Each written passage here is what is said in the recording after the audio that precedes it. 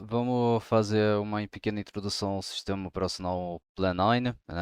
O último vídeo eu fiz a instalação do sistema operacional e agora eu vou dar uma apresentação um pouco melhor sobre o sistema, né?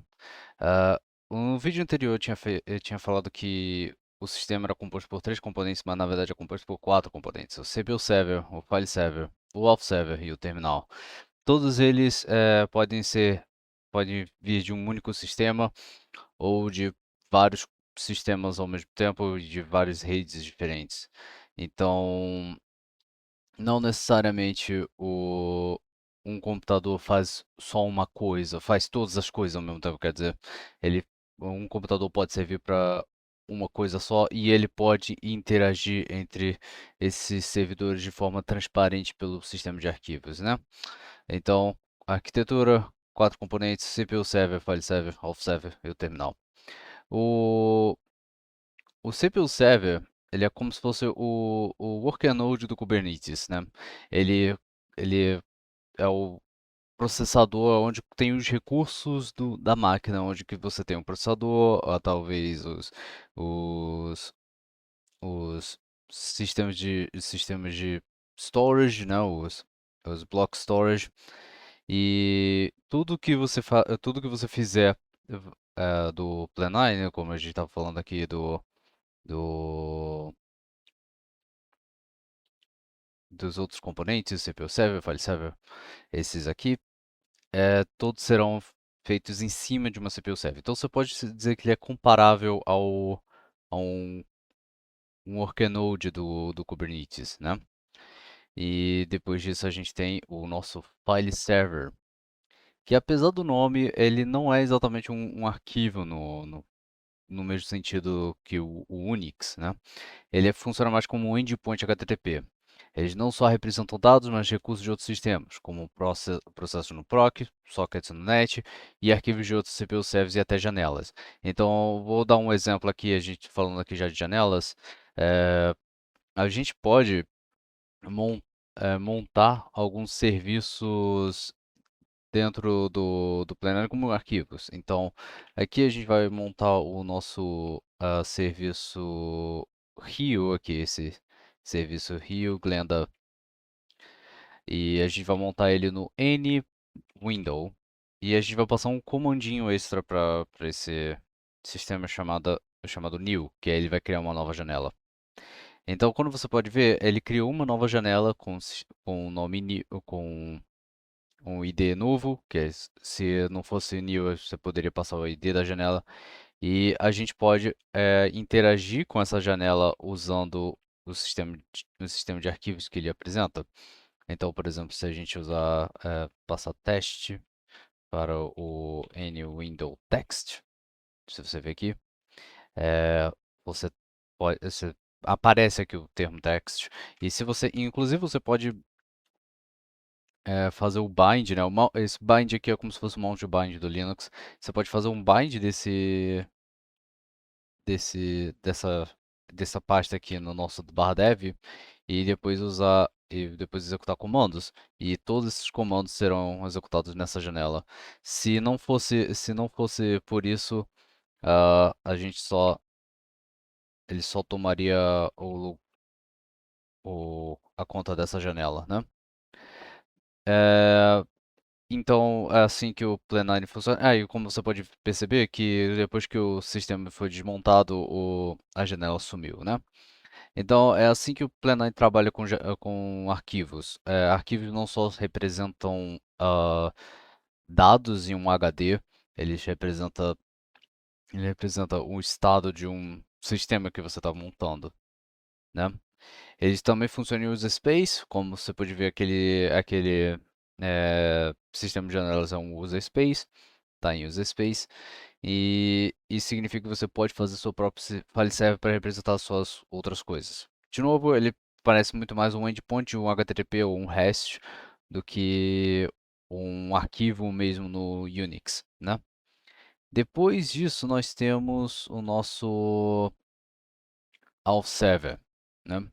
O Auth Server faz o processo de autenticação. Ele é um processo meio complicado. Tem vários protocolos de autenticação, mas no geral o que o Auth Server faz é ele faz a autenticação com o servidor. Então você recebe um ticket que depois esse ticket é passado para o software que você quer autenticar, né? Ele é como se fosse um cartório que centraliza todo o sistema de autenticação, né? E a autenticação é toda feita de forma simétrica e não de forma assimétrica. Então, então é necessário esse auth server também para se autenticar, né? E depois disso nós temos o terminal.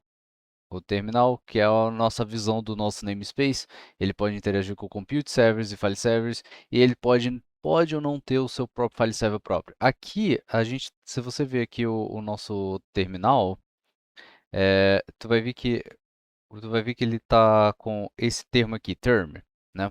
O term aqui significa que a gente está no modo de terminal. Então, essa janela aqui é o modo de terminal.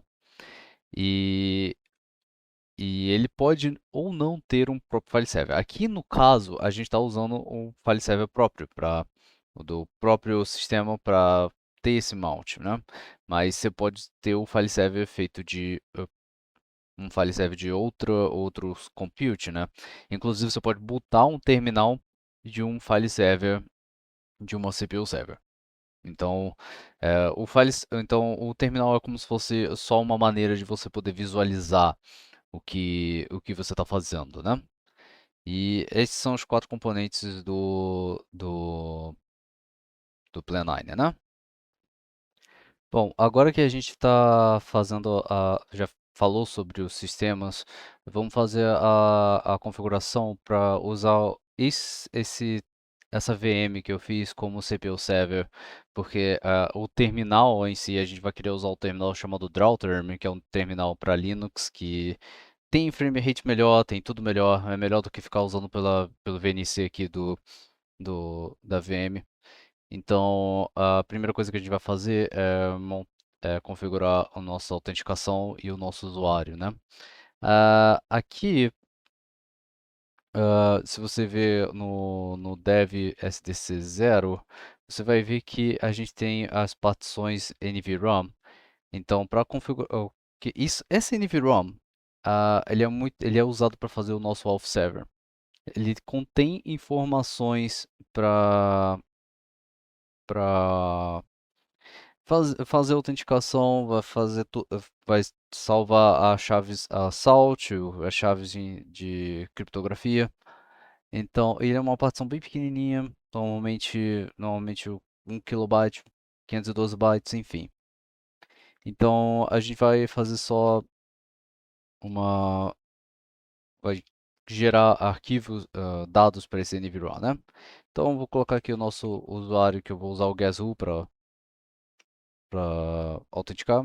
O Alpha ID vai ser o guesswho o, e o Alphadom vai ser o nothinbox.len, que é o que eu venho usado. O Sexstore Key e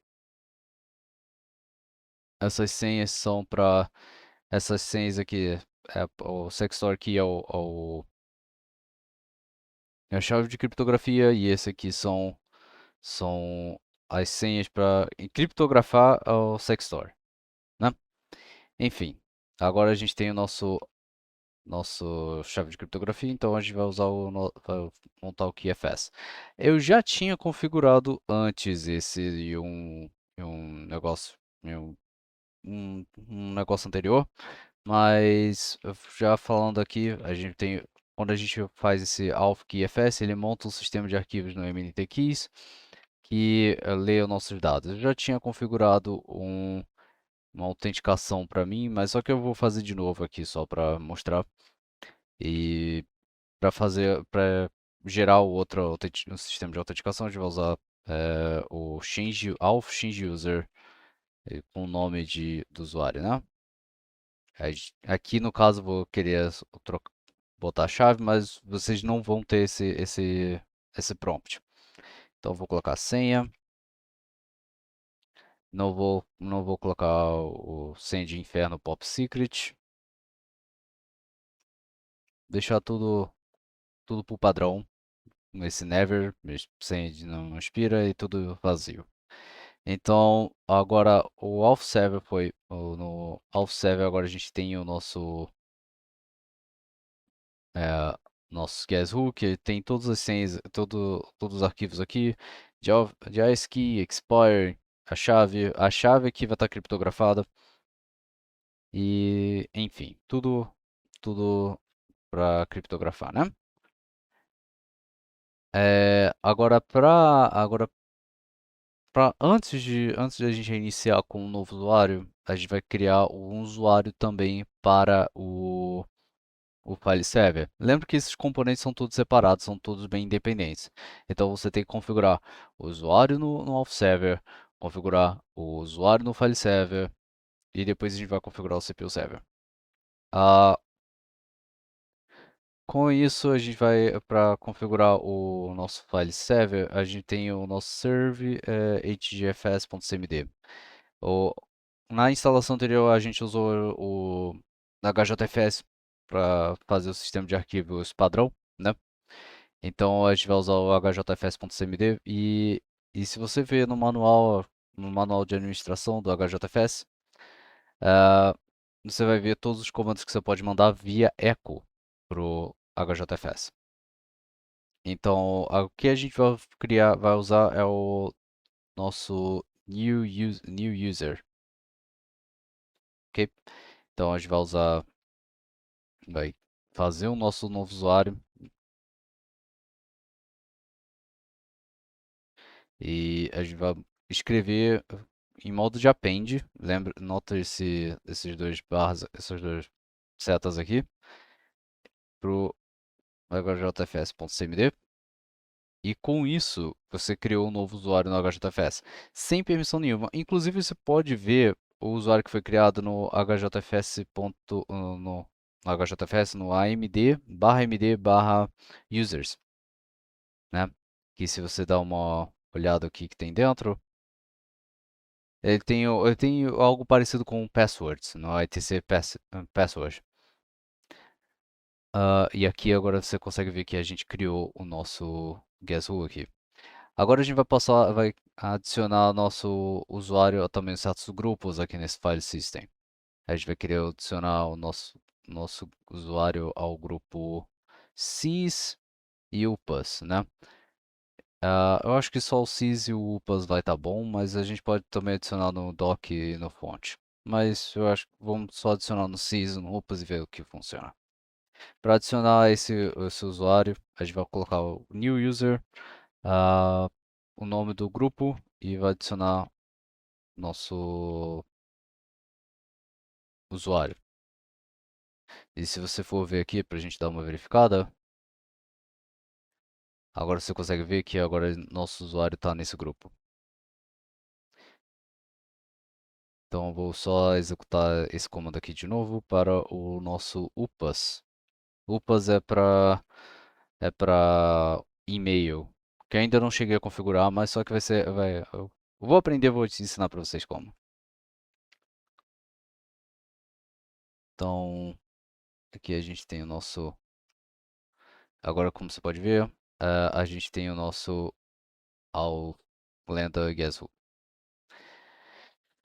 Com isso a gente tem o nosso usuário e também o nosso sistema, né? Então, para a gente fazer, agora eu só vou fazer o seguinte. Deixa eu só dar uma. Não fico no barra home, fico no barra USR. Aqui o nosso pasta de Guess Who foi criado aqui já. Isso quem criou foi o sistema de arquivos, não foi nenhum comando que a gente fez. O sistema de arquivos, a gente mandou um comandinho para o sistema de arquivos ah, através desse pipe aqui. Isso aqui é um pipe. E ele já fez tudo pra gente, né? Ah, com isso, eu acredito que já dê para reiniciar esse sistema. Só deixa eu dar um echo sync para todas as configurações ficarem. Aqui eles mandou até um comandinho aqui, mas isso aqui é para todas as configurações, caso tenha que não tenha flushado tudo pro disco. Então tá bom. Aí Então, vamos ver o que que vamos ver o que que vai acontecer. Eu acredito que agora já dê para reiniciar usando o nosso usuário que a gente criou.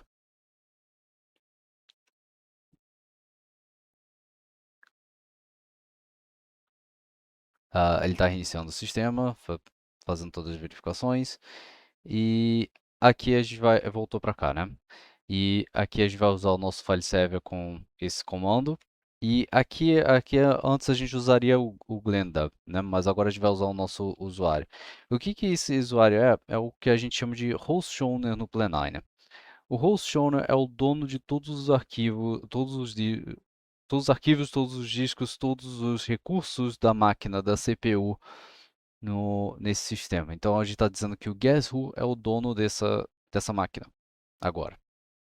Tem um jeito de configurar isso depois quando a gente vai estar configurando o CPU server. A gente vai, é,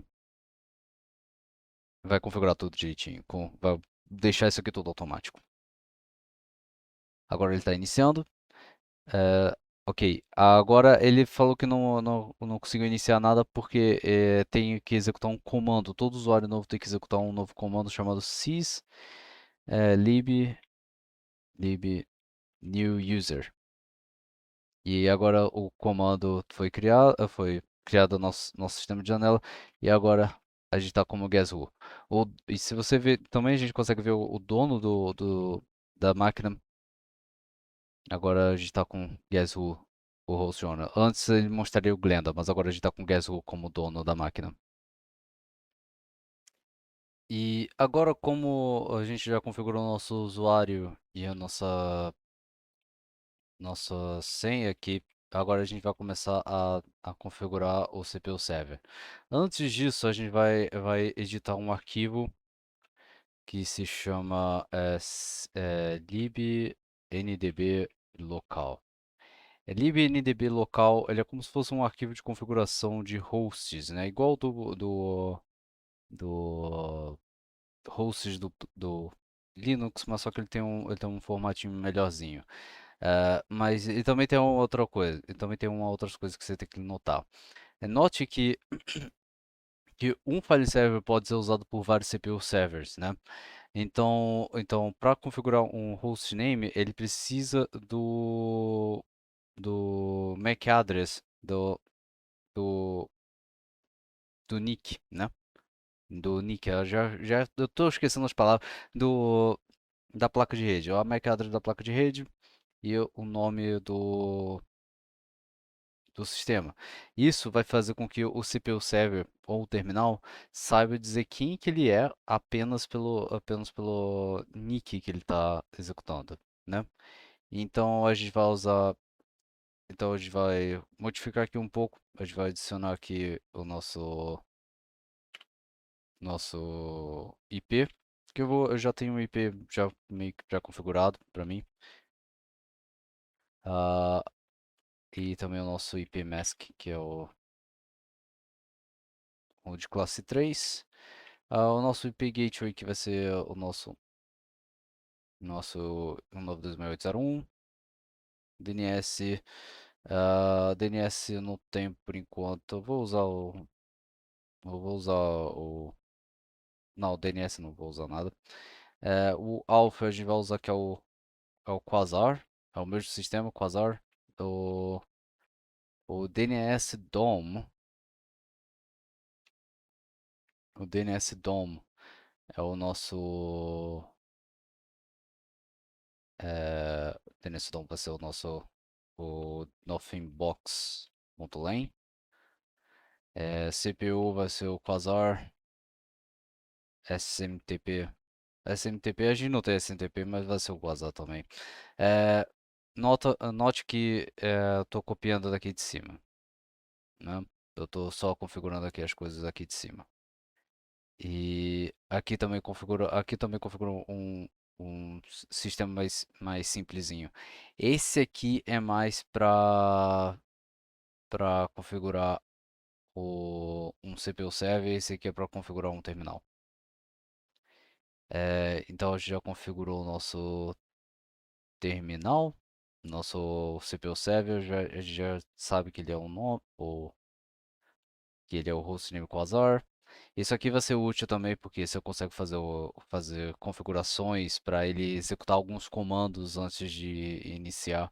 Então, por exemplo, você pode fazer que o Quasar, Quasar vai executar um file server. Aí aí tem ali o Quasar 2 executaria um server HTTP, coisa assim.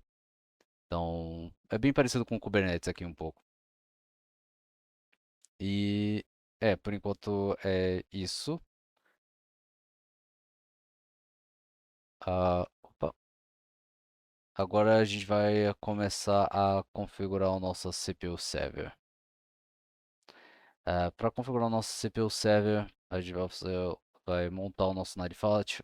Tem um comandinho já bonitinho para a gente chamado NineFS, que ele já procura que quando você passa esse negócio ele já procura o nosso FAT e já monta. E ele fica montado no NineFat, né? Ah, aqui é onde a gente vai fazer aquelas configurações automáticas, né? Do, daquele boot. Aí a gente vai usar o user, vai ser o nosso guess who. Então agora agora ele não vai executar o user. Agora no boot, agora a gente vai trocar esse no o boot args por no boot prompt. Com isso, ele o vai executar esse comando aqui automático, ele vai ficar todo automático. E agora a gente vai fazer a nossa autenticação, né? Vai configurar que o AUF vai ser o nosso Quasar, o CPU também vai ser o Quasar e o nosso service vai ser o Quasar. Agora a partir daqui, se a gente iniciar, a gente vai salvar aqui. A partir daqui, era melhor ter feito um back, mas a partir daqui a gente vai ter o nosso CPU server já montado e vocês vão ver que o boot vai ser um meio diferente, né? Agora já tem um IP configurado para esse CPU server, já tem tudo configurado, o alf e o service, opa, service é CPU, não o nome, service é CPU. E, e agora imagino que isso aqui deve funcionar tranquilo. Vamos rezar para que ele funcione tranquilo, né? E vamos reiniciar.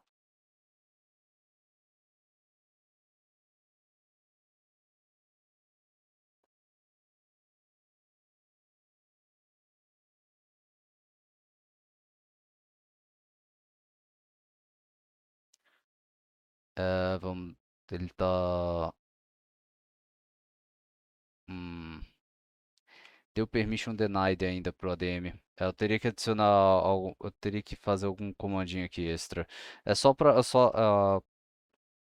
Agora eu não lembro se eu tenho permissão pro ADM. Isso. Deixa eu dar uma olhada. O meu host show, né? Opa. O meu host show né, aqui deve ser o Guess Who, né? Ok.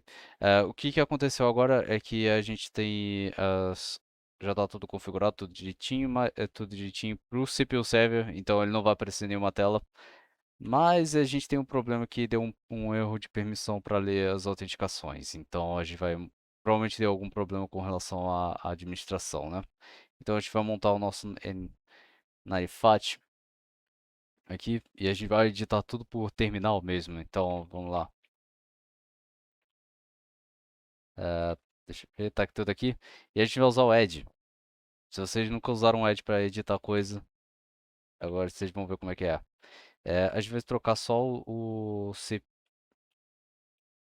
service CPU para service term. Vamos só dar uma olhada aqui no que deu. O service agora é o service term. E o no boot, e a gente vai trocar o nosso no boot prompt por bootargs. Ah, não, a gente vai só, não precisa, só trocar o user por Glenda, que aí a gente vai user guess who de user para Glenda, que aí a gente vai conseguir configurar o nosso file server também. Que é o que está acontecendo é que o file server tá com a permissão errada para DM, para administração. Opa, opa.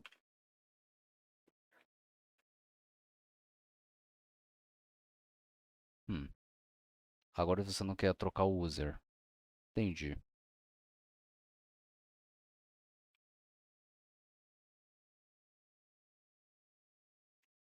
Troca user de guess who para user para Glenda.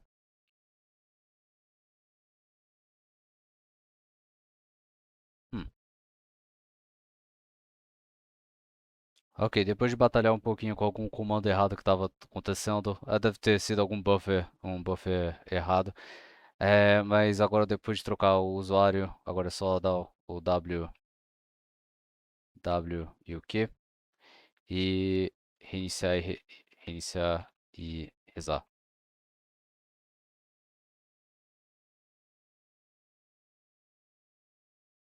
Ele trocou o usuário, vamos ver tudo, se ele vai configurar tudo direitinho. Pronto. Agora ele entrou como usuário Glenda aqui. Agora o dono do host aqui é o Glenda. Então, para isso, a gente vai só executar o new user ADM para o guess who no serve no serve hjfs.cmd. E agora, deixa eu dar uma olhada aqui como é que ficou no ADM users. Ah, agora o Guess Who também faz parte do grupo de administração, né? Ah, com isso agora a gente pode só montar de novo o Ninefat e editar o negócio. Dessa vez editar de uma maneira melhor. Nosso Plan 9 vai colocar o nosso CPU aqui e nosso usuário Guess Who. Vamos ver se agora vai funcionar. Eu imagino que agora funcione tranquilo. Vai reiniciar. Ah, só dar o F-Sync aqui só pra desencargo de consciência. Sync. Deu um bugzinho no visual, mas só que ele não tá funcionando tranquilo. E agora só dá um FS Halt.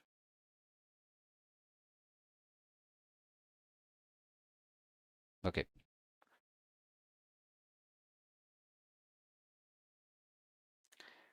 Tá reiniciando. Vamos ver se ele vai iniciar tudo tranquilo dessa vez.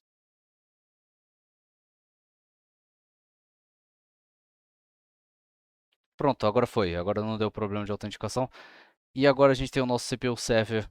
Como você pode ver, ele não mostra nada. Ele desabilita tudo. E a gente vai usar agora um outro terminal que eu vou mostrar em breve. Bom, agora a gente está nesse terminal aqui. Esse é o terminal Draw Term. Esse é o terminal para o Linux. Isso aqui a gente já estava mexendo no Linux. E agora é só passar as informações que a gente estava falando, né? Nosso CPU vai ser o meu IP que eu botei lá. E o sistema de autenticação também vai ser esse sistema. E então a gente só precisa logar. E pronto, tá aqui. A gente está como